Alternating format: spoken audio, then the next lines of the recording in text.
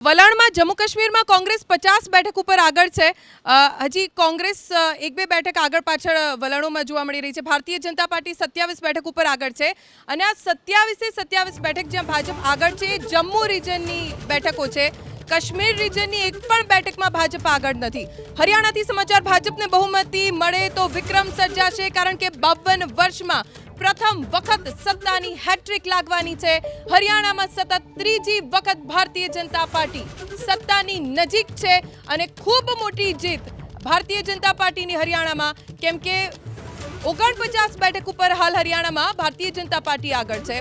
Congress plus 35 બેઠક ઉપર આગળ છે। આઈએનએલડી પ્લસ 2 બેઠક ઉપર આગળ છે, જો કે આઈએનએલડી વોટ શેર પણ ઘણા લઈ ગયું છે અને અન્ય 4 બેઠક ઉપર હરિયાણામાં આગળ છે।